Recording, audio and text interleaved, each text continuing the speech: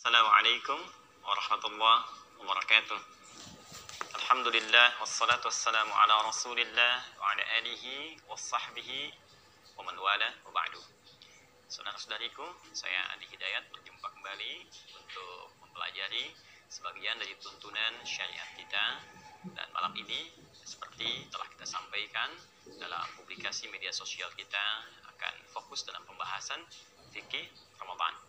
Sebelumnya, mari kita mengingat dulu pesan Allah Subhanahu wa taala yang senantiasa diutamakan oleh Nabi sallallahu alaihi wasallam dalam memulai setiap ta'lim beliau, bahkan khususnya dalam kesempatan khutbah Jumat. Nabi mengingatkan kita untuk senantiasa meningkatkan takwa kepada Allah Subhanahu wa taala dengan umumnya menyitir Quran surah ketiga Ali Imran ayat 102. Ya ayyuhalladzina amanu taqullaha haqqa tuqatih wa la tamutunna illa wa antum muslimun.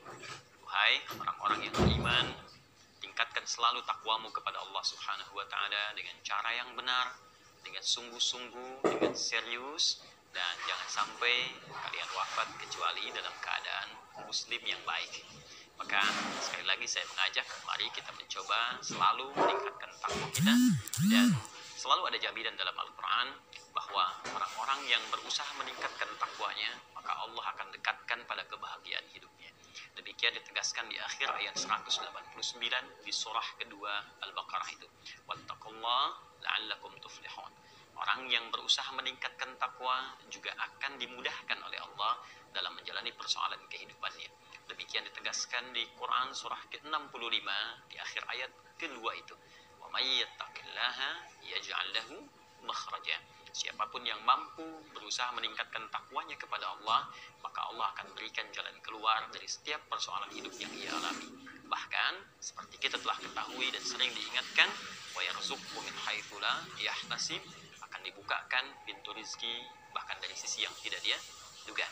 Karena itu, mari kita mencoba meningkatkan takwa kepada Allah Subhanahu wa taala, dan seperti dibahas dalam kajian tafsir di episode yang lalu, bahwa kajian takwa senantiasa akan lekat dengan iman, dan kajian iman akan senantiasa lekat dengan amal saleh. Rumus ini akan berlaku beriringan. Jadi selalu akan bertemu takwa, iman, amal saleh. Kalau kita mau urut-urut bolak-balik juga akan ditemukan juga. Apakah itu imannya dulu, amal solehnya dulu, bertemu takwa.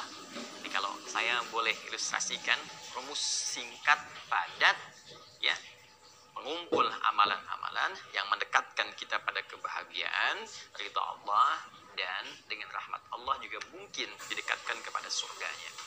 Jadi rumusnya ada iman, ya kan? Kemudian di sini ada amal saleh. Masih ingat dalam kajian tafsir kita, pertemuan yang lalu? Kemudian selalu terkait dengan takwa. Ini sudah rumus ya. Kalau di Al-Baqarah yang kita bahas dulu, dzalikal kitabul la raiba fi hudal lil muttaqin, ini takwanya. Siapa orang takwa di situ? Alladzina yu'minuna bil ghaib, di sini ditemukan imannya, ya kan? Kemudian turunan dari pembuktian iman adalah amal saleh. Ya, wa yuqimunas salata wa mimma razaqnahum yunfiqun, itu amal salehnya. Nah, jadi umumnya ketika kita menemukan kalimat iman dalam Al-Quran, itu selalu akan bersanding dengan amal saleh. Pada umumnya demikian. Dan boleh jadi nanti muaranya takwa, atau mungkin rumusnya akan dibalik. Bisa takwanya dulu, lalu imannya, kemudian amal salehnya.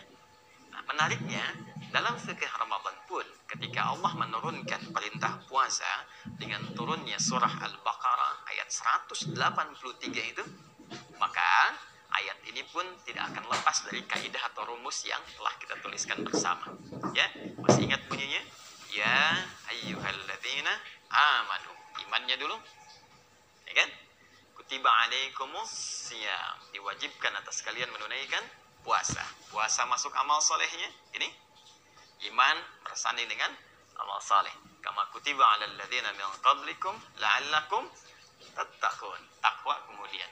Jadi setiap kita menemukan kalimat iman bersanding dengan amal soleh sebagai pembuktian kekuatan iman kita, sekaligus langkah mendekatkan kita pada nilai takwa, yang dengan takwa itu kita akan meraih goal yang sangat luar biasa seperti tadi saya uraikan di muka. kebahagiaan, kemudahan rizki dan kehidupan, pendekatan pengetahuan, peningkatan kemuliaan, bahkan boleh jadi meraih surga dengan kualifikasi yang dijanjikan. Karena sering kalimat surga dalam Al-Quran pun dibuka dengan kalimat taqwa. Ya, innalil muttaqina mafaza, kan, hadaiqa wa anaba, innal muttaqina fi jannatin wa uyun. Ya, baik, dan seterusnya ayat. Karena itu, mari kita mencoba mengefektifkan waktu kita untuk membahas tentang pendekatan fikih Ramadan ini. Mengapa begitu penting? Ya, karena satu, akan banyak kemuliaan di Ramadan yang dijanjikan oleh Allah Subhanahu wa taala melalui lisan Rasulullah sallallahu alaihi wasallam. Bahkan ada yang sebagian saking istimewanya langsung Allah turunkan surah tertentu untuk memberikan kemuliaan yang hanya ditemukan di Ramadan itu, bukan di waktu lainnya. Baik, itu yang pertama. Yang kedua, ini juga sangat menarik, ada ibadah-ibadah yang sangat penting di bulan Ramadan yang dibutuhkan pengetahuan ya paripurna bagi kita sebelum menunaikannya. Jadi bukan saat menunaikan ibadah itu kita baru belajar ilmunya. Ya, jadi standarnya ilmu dulu baru amal. Ya, masih ingat dalam kaidah ta'lim kita, al-ilmu qablal amal. Ya, wal adab qablal ilmi. Jangan dilupakan. Ya, ingat, jangan lupakan kaidah ini. Allahu Akbar, kita baru muqaddimah sudah sedikit banyak menulis. Ya, al-ilmu, ya, al-ilmu qablal amal. Baik. Ya, ilmu baru kemudian amal. Ya, ain lam mim sebelum ain mim lam. Ain lam mim sebelum ain mim lam. Ya kan? Bukankah lam sebelum mim? Ya. Alif, ba, ta, sa, jim, ha, kha dan seterusnya. Lam, mim, nun, waw, ha. Ya, hamzah, ya. Ya, lam alif, hamzah, ya. Lam, mim, baru mim, lam. Ini kita bermain sedikit bahasa. Jadi ada kaidah al-ilmu qablal amal. Dalam ibadah itu ketahui dulu ilmunya. Ya. Sebelum kita kerjakan amalnya. Apa amalnya? Sholat. Maka sebelum sholat, pelajari dulu ilmunya. Bagaimana cara kita sholat supaya sholatnya dengan ilmu itu membantu kita bisa khusyuk. Karena itu di Quran dalilnya surah ke-29 misalnya, ayat ke-45, kita diminta belajar dulu, baca dulu ketentuan sholat dengan benar yang langsung ditunjukkan oleh Allah kepada Nabi Muhammad SAW sebelum kita menunaikan sholat. Allah berfirman, utlu ma uhiya ilaika minal kitab. Ya, wa aqimis shalah. Sebelum kau tunaikan sholat, baca dulu, pahami dulu, pelajari dulu segala ketentuan yang diwahyukan kepadamu Muhammad SAW dari petunjuk Al-Quran. Wa aqimis shalah, lalu tunaikan sholat dengan benar. Inna salata tanha 'anil fahsya'i wal munkar. Ini perkara amal.